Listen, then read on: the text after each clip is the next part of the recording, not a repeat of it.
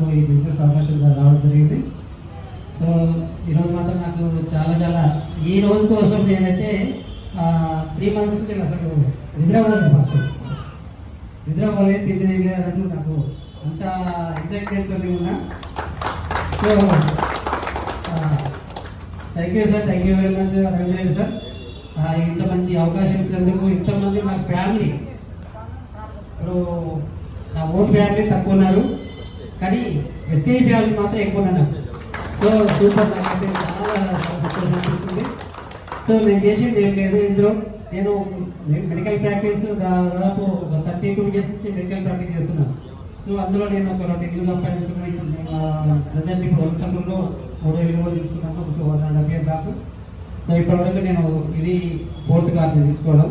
So ఇప్పటివరకు ఏంటంటే నేను బడ్జెట్ కార్డు తీసుకున్నాను. నా దగ్గర డబ్బు నా వల్ల నా శక్తి కొలది తీసుకున్నా.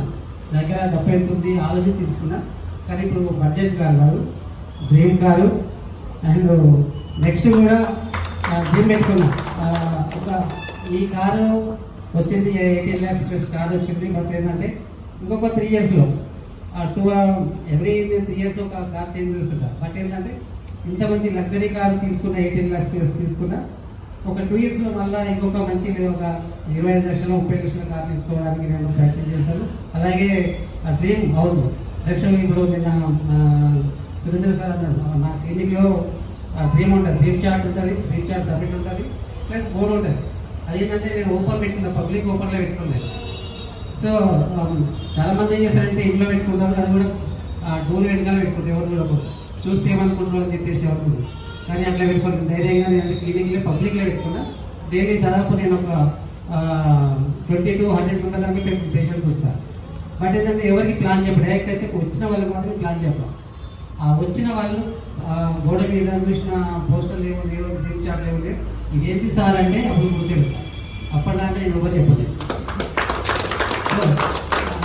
ఎందుకంటే వచ్చిన వాళ్ళు ప్రతి ఒక్కరికి వచ్చే వాళ్ళు ప్లాన్ చెప్పినాం అనుకోండి, సార్ దగ్గర పోతే ఎప్పుడు ప్లాన్ చెప్తే ఇంటికి వచ్చిన వాళ్ళు వేరే క్లినిక్ పోతారు.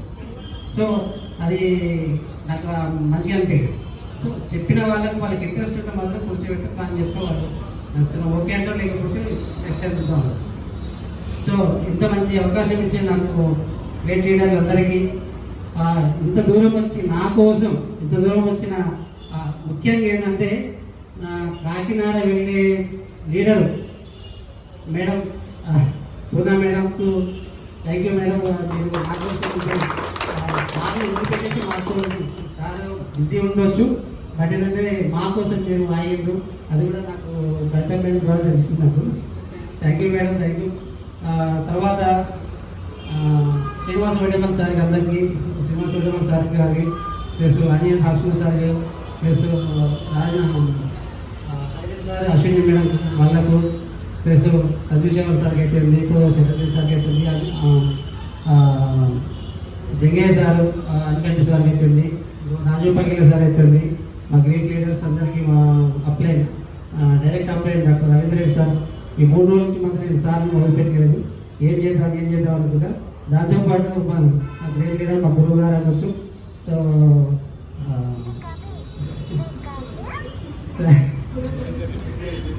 సురేంద్ర సార్ నిన్న వచ్చిన షోరూమ్కి వచ్చినాం, అంతా మాట్లాడిపోయినాం. తర్వాత పక్కన సార్ మాట్లాడే కదా హోటల్ అని చెప్పింది కదా, సార్ కూడా సెలెక్ట్ చేసాడు. సార్ అక్కడ లంచ్ ఏర్పాటు చేసినాం.